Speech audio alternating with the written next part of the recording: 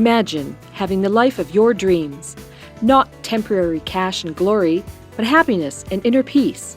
Explore new ways to be a creator and take your own journey into greatness. Is it possible? What does it take to make that happen? It takes the person known for extreme results. He's called the cage breaker and the ultimate catalyst. Coming back from the brink of death and now crushing it for himself and his clients, this is Your Ultimate Life Podcast with Kellen Flukiger.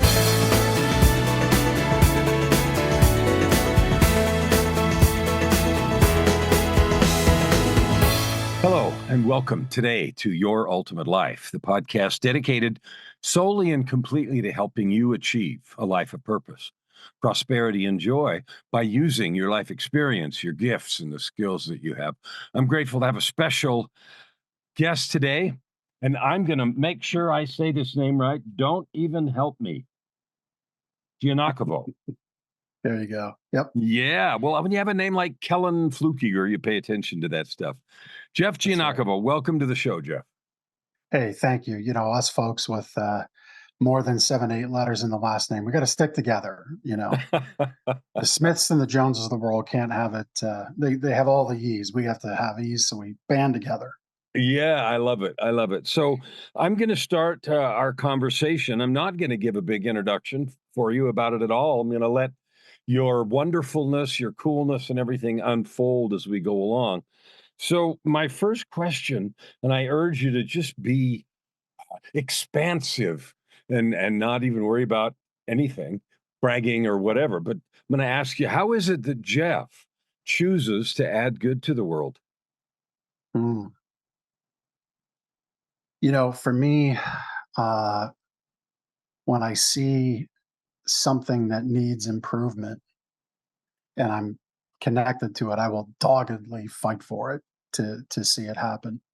So one of those things is for young people in high school as they're looking ahead at what their career might be, is make sure they get on the right start. And that start for some is the answer is always college. And I don't agree that college is always the answer. I believe there's jobs and careers after school. There's military service after school. There's skills and career learning centers after school that might be a 1, 2, or 3 year program. And of course, there's college. And so I'm very passionate about that because my oldest boy really struggled with high school to the point of the pressure of it made him suicidal. And, you know, I like to hunt, I like to sport shoot. And it was so severe despite keeping all my firearms trigger locked and locked in a safe. So 2 times protection. Because our house is the cool house where all the teenagers come over.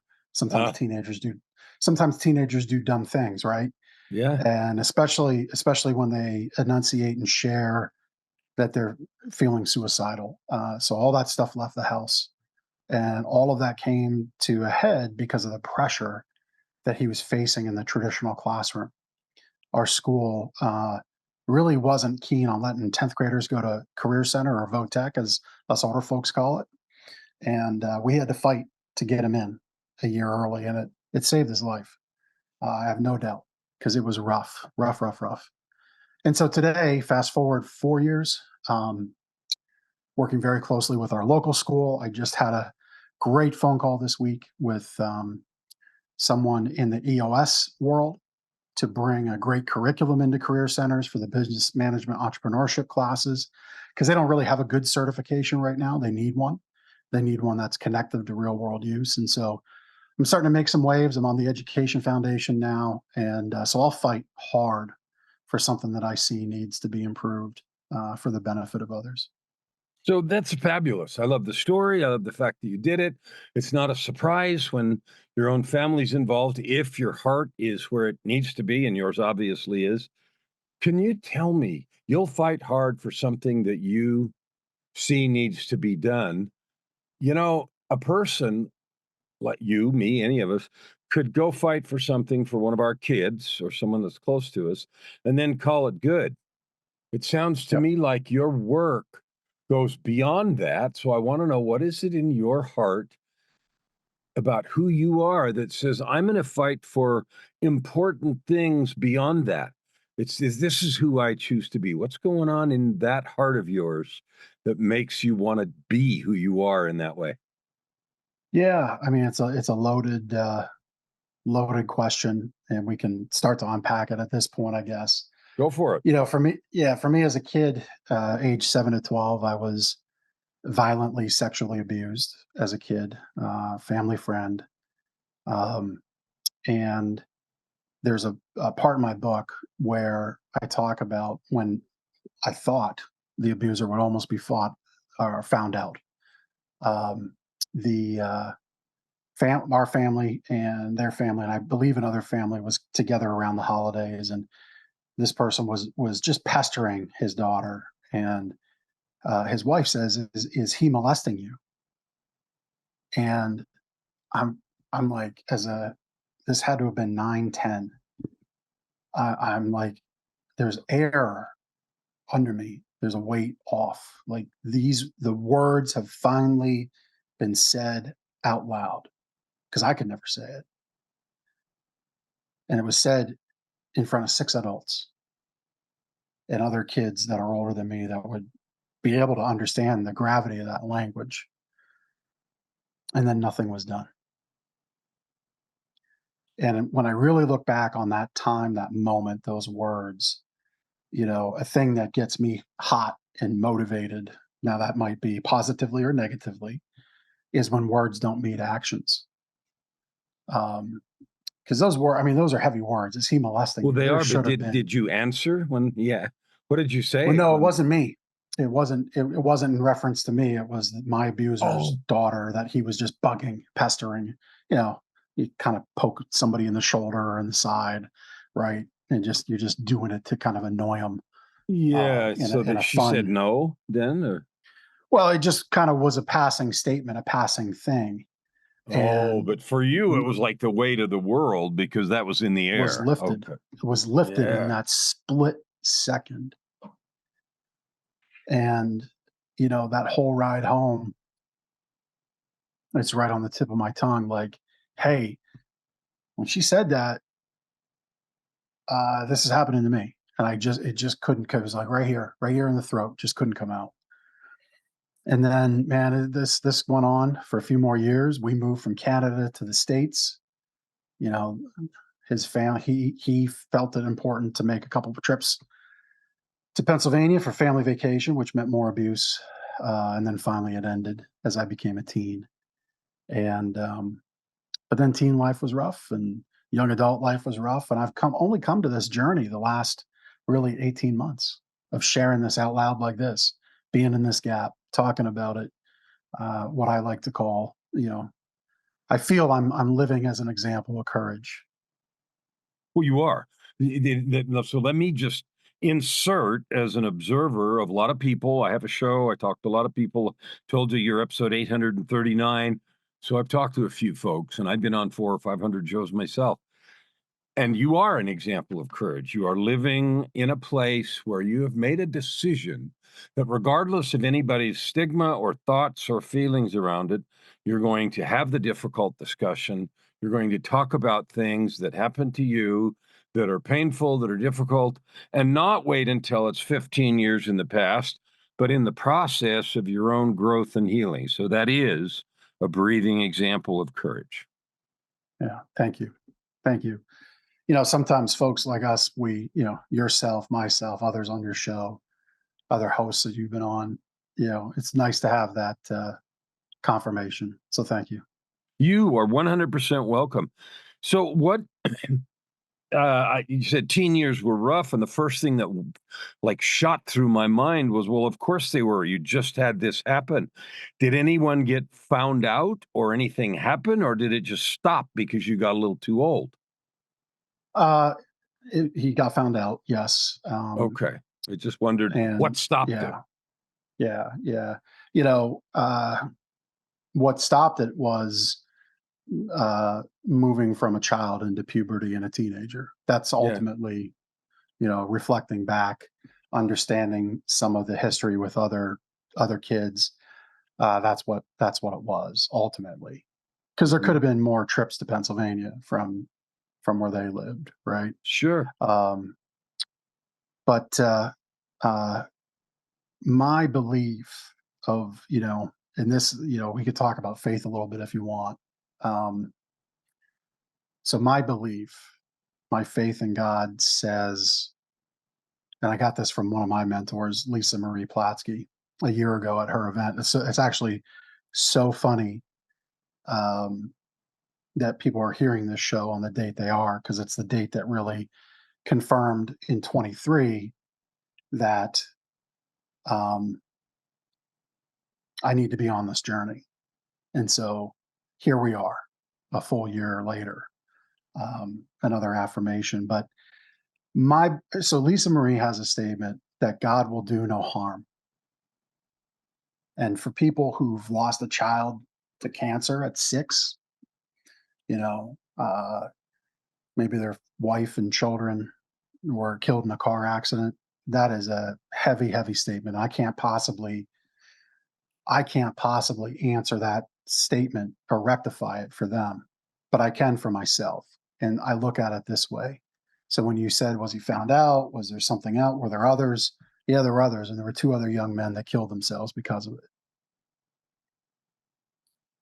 And so my belief in that God will do no harm is there was a recognition in me that I'd be here today, maybe later than wanted, but still here now, standing in this gap and having the courage to talk about this, those strong shoulders to bear this weight and ultimately help others heal.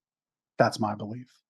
Then I will accept it as stated and won't take any issue with that at all. I don't think God creates problems and negative stuff just to see what we'll do. I think we create enough of that on our own.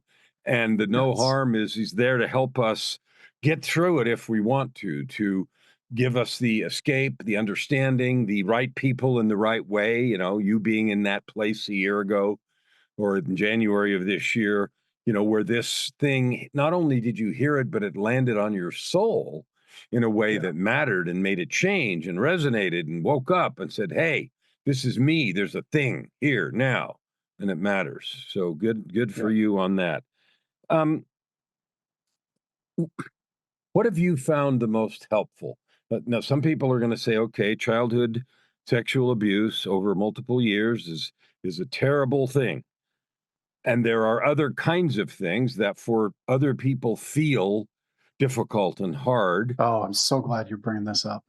because it's not the same, right? It's not, But what I but want it's to not know a is contest. no, it isn't. And what are the Yeah. things that you would share, maybe from your experience, that might also help other people, no matter what the name or shape of their struggle is? A brother who died of a drug overdose. I interviewed a mom who had beautiful two-parent home, 2 sons that went through horrific drug abuse, hospitalizations, attempted Yeah. suicides, and everything. No apparent reason. So, what are some of the things that let you make a choice to spread those shoulders, stand in the gap, and be that example that other people might be able to hear and figure out how it works for them? Yeah, yeah. So you prefaced it. I normally preface it in my times when I share my story at some point, and it's that I don't want people to weigh. If we're all scattered out on the highway of trauma, it's not one person raising their hand saying I got the worst. It's your thing, and it's framed you. And I would say this: as a person, you have a right to recapture that part of your soul that was taken, right? So for me, somewhere in Mm. Tavistock, Ontario, before we moved to the town we moved to where I ended up being abused, there's a little boy who rides his BMX bike who's very good at it, who walks to school with his friend Jackie, sometimes hand in hand, carrying his lunchbox and his backpack, just loving life, plays with his black steel Tonka truck in the backyard and the wooden barn that his grandfather made to put his tractors in. And I say it that way because I hope people listening heard and began to draw some mental pictures. There's a soul you had before whatever was put in front of you. And if you think about that and get that picture in mind, to me, it helps you begin to heal. It helps you begin to recognize that person you were, that chunk that got taken away, that hole that might exist. And as for you're leading people, and it's why a big theme in my book, you need to create time and space for these exercises for your people because they're not getting it anywhere else. They've got a clash at work, then they got a clash at home, and they butt heads all the time. And, we have to take care of each other. And I think that's the biggest charge leaders have is to level up their humans. And what's more human than helping their soul be right, helping their soul repair and heal? I love that visual imagery of recapturing that, and the description of the truck and the barn and everything was fabulous. You've made reference several times to a book, and you've also referenced earlier in the chat we had beforehand about one of the reasons, or maybe the main reason, you have embarked on this journey of courage is the hole in your own chest, which is part of that recapturing of Mhm. all of that. Can you talk about both the book, the hole, and your mission? Yeah, I mean, listen, I don't stand here literally on the show. I stand at my podcast studio. Um, but I don't stand here as a completely embodied person who's got it all figured out. I think anybody that would tell you that is not being fair. They're not being fair to themselves, and they're certainly not being fair to those who listen and look up to them. Yeah, that hole in my chest exists, and I just hope that every moment I get to share my story and how I feel I can help others and help others heal just kind of makes it a little smaller each time, and what that day looks like when it's repaired, I don't know, but I'll be looking forward to it and I'm working towards it by having this time with you. So I appreciate being here with you. Um, in the book's really focused about that space that leaders need to create and give people opportunity, be that person. Here's another really real life example. So in our community where we live now, the day before Thanksgiving here in the U.S., there was a fight at school, and I was able to get the Snapchat video. One boy pulls out a knife on the other boy. Now, I don't know that family. I know the teenager, but I don't know the family. But let's imagine good parents doing their thing, providing for their kids. Like you said, the mom with the two sons that, two-parent home, they're just drug addicted. Where do we go wrong?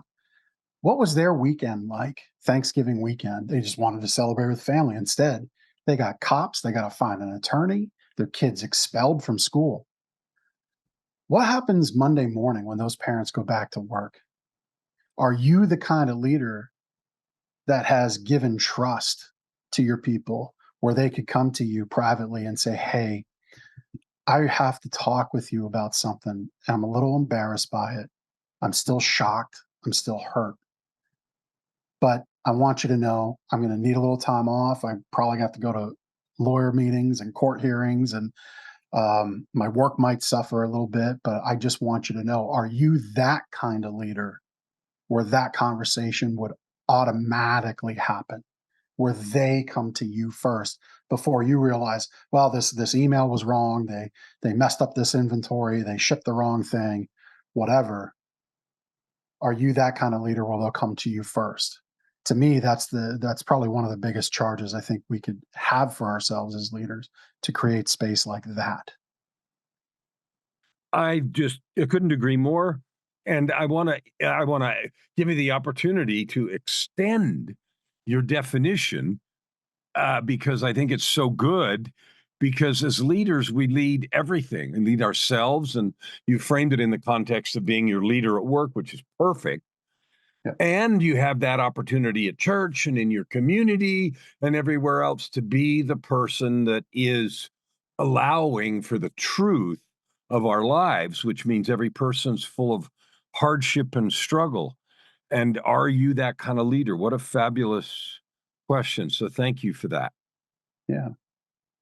Yeah. You're welcome. I want you to hold your book up. It's there behind you. Oh, yes. Please hold that up so everybody get a chance to see it. What does it say? The something of space for The space. leadership. Yep. The I space love for it. leadership. All Yep. right. So thank you for writing it. Thank you for encouraging people to be that leader. In the old days of old management style, there was the idea that being that kind of person would somehow make your performance as a leader or your place in the organization suffer. And the Yeah. truth is the opposite. You will Yeah. develop your people better. They will follow you off a cliff. They will do what needs to be done. If you be a human being as a leader instead of something else. So I love that you're raising that also. Yeah. I mean, yeah, I employ people in one of the businesses I have. Some of my proudest moments are around the people that have moved on, helping one family who, was on the verge of bankruptcy when the husband started with us. 10 years later, left as our operations manager, living their best life in upstate New York now. Like, I'm proud to have been a part of that. I'm proud. Another gentleman, he's Catholic, so they have kids all the time. And it was like every year he's with us, they're having a kid. And it just reached a point for our small company where, as a retail business, evenings and weekends with, I think, 6 kids, it was the final count, um, just wasn't just wasn't a fit, and we get it. So he came to us and said, "Hey, I'm going to need to find something different. How do we make that happen where it's easy for you and I can make a transition and I can get out there in the workforce with a improved resume?" And so we had that happen. We made that happen. Things like that are some of my proudest moments. The business we do, the customers we have, the reviews we get, that's table stakes, man, for a good business. Like, that's what you should have. That's not what you get to hang your hat on. It's when you level up the humans that come into your world. That's what makes me proud. And I'll I'm talk going about to that stuff all day. Good. Level up the humans that come to your business. The listeners, I want you to tattoo that on your forehead. Level up the humans that come to your business, whether they work for you, whether they're your customers. Like, they're not Yep. transactional and they're not just money in your cash register. They're people who have a story, who have a situation, and for whatever they're in your business and they need some piece of whatever you've Yep. got to sell. And if your goal is to serve, to level up their lives with whatever you have, then you're doing something worthwhile. I love that. Thank you for Yep. that piece of wisdom. You're What is welcome. that big ticket life thing over your left shoulder? Tell us about that. Yeah. So the Big Ticket Life, that's my podcast show. Um, And so I've evolved my show away from the business, the consulting, the methodologies that I see a business owner should have, which is really, when I boil it down, like, I want people to be the investor in their own business, right? Make investor like actions, like as though you've got a board. The business is paying you, it can run without you. You can, go chase nice weather in the winter and your business doesn't fall apart. Really, a Big Ticket Life as a business is about business consulting, and it's cool. I do well, but I just didn't feel fulfilled, obviously, for all the stuff we shared. And so I'm working to fill that hole in my heart and tell my story and be that example of courage now. So the show's going to remain. We're going to still call it the Big Ticket Life. It's just the conversations around what is a big ticket life is going to shift. Healing, impact, courage, leveling up the humans around us. I love that, and I couldn't agree more. And this show is called Your Ultimate Life, and it is centered around purpose, which is the stuff you've been talking about, prosperity, and I use that word instead of cash because of its expansive meaning, purpose, I like prosperity, that. and joy. And so I call the ultimate life having a life of purpose, prosperity, and joy that you create by serving with your gifts and life experience, which is exactly what you're doing. So Yep. tell me what uh, you've told a story. You haven't talked a lot about the processes you've used for healing. So could you share with us some of the things that you did and do for healing besides sharing the story, standing in the gap? What other things? Where do people go to look for healing from their own struggles, whatever they are? Yeah. I think the biggest, I like to ask questions. I think starting a day, uh, it's actually in one of the productivity journals that I've authored. It's, what's the big question for the day? And maybe it's around work, maybe it's around a relationship, maybe it's around yourself. But I think the biggest, bestest, if that's a word, the It doesn't best matter. question I've asked of myself is, okay, this awfulness happened to me. What was the purpose? Why is it for me? What's meant to be from this? Because if we go all the way back near the beginning about God doing no harm, then there has to be a reason, because that is harm, but it wasn't the end. It could have been. There was a pattern of it, but it wasn't the end for me. And so the answer I came to from that question of why, we all say, why me? Maybe shift it to what's the purpose for me? Yeah, it's tough. And I don't mean to minimize that by saying, yeah, it's tough. But I think there's faith and levity and being able to be a little more free in your mind when you say, okay, what's this purpose? And then you can think about that and continue to ask yourself. You can ask yourself that question for days and days and weeks and weeks. You don't have to ask a different question every day. But for me, that answer was I'm going to stand in this gap, talk about it, share it, because I could have been that third kid that killed himself. I mean, we're talking, you talk about that family with the two sons. I mean, I grew up in a farm town, man.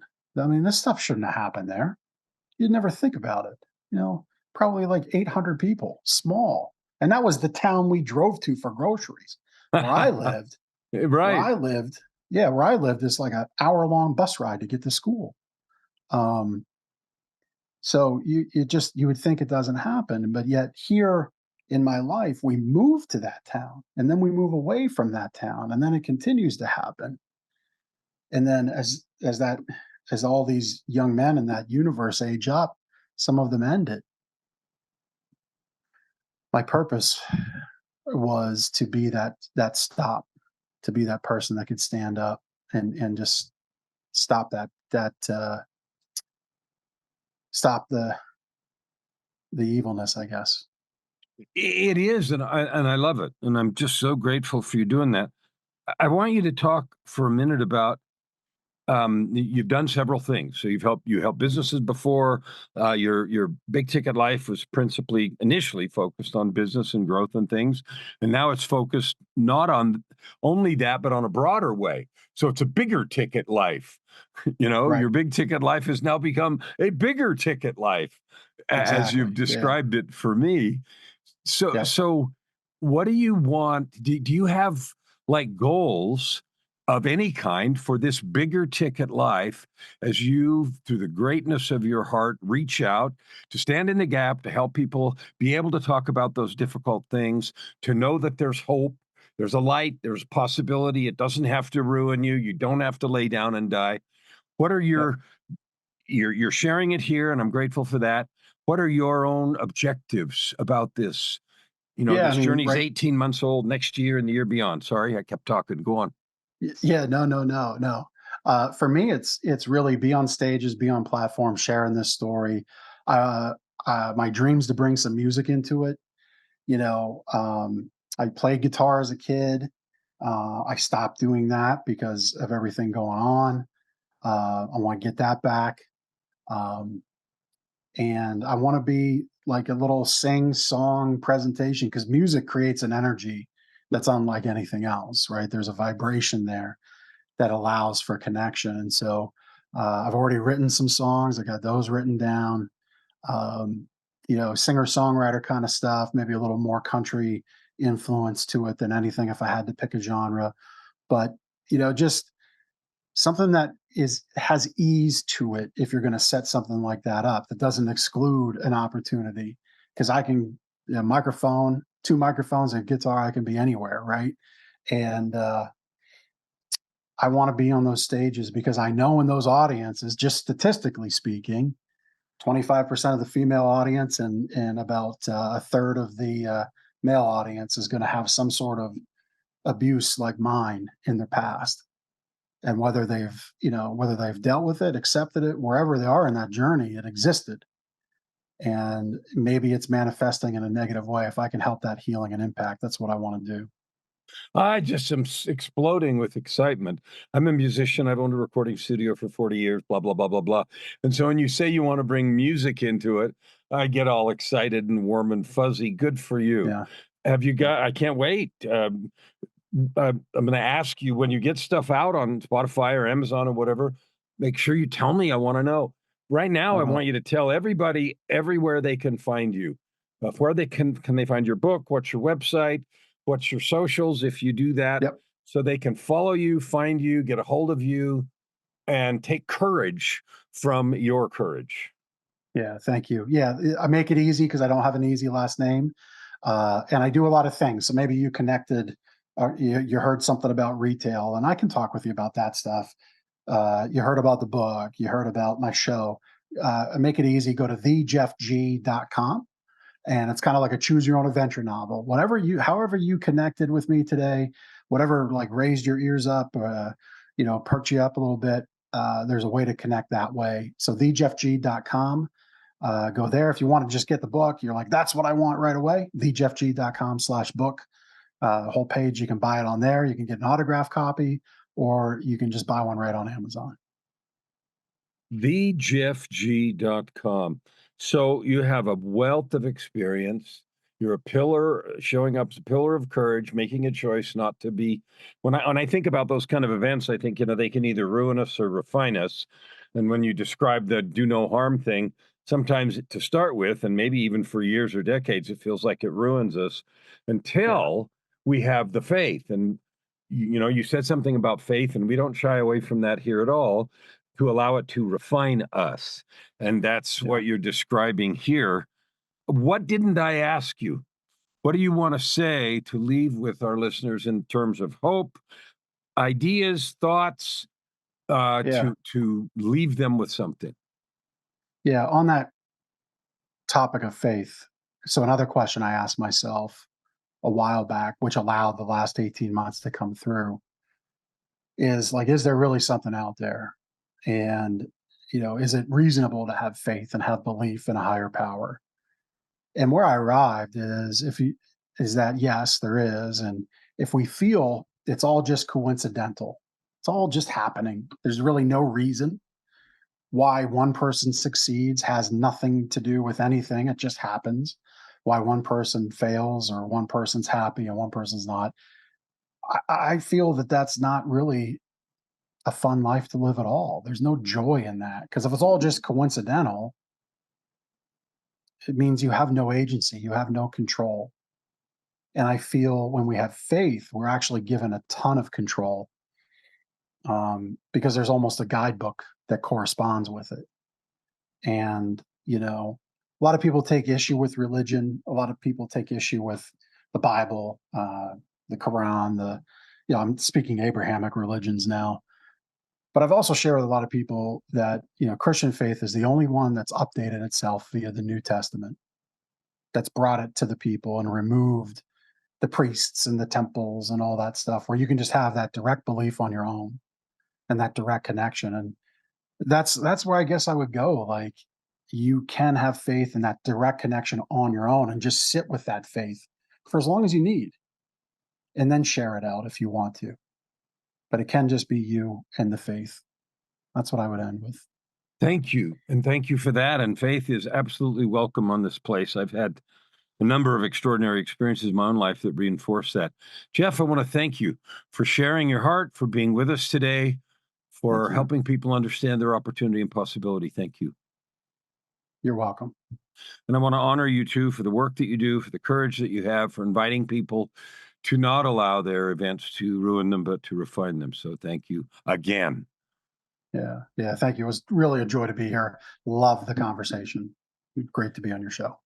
Thank you. Well, listeners, I want you to go back and listen a couple times and check at least one or two, at least, of these places out that Jeff has given you to not, yes, to hear about his story, but learning about somebody else's story is very interesting.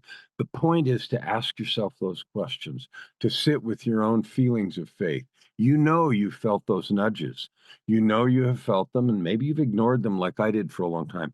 But say yes, lean in, and take the tools and the encouragement that we got here today and that you can find from all your own places to create your ultimate life. Open your heart and this time around, stand. Thank you for listening to today's episode. We hope that you take it deeply into your heart and decide for yourself how you can create anything you desire.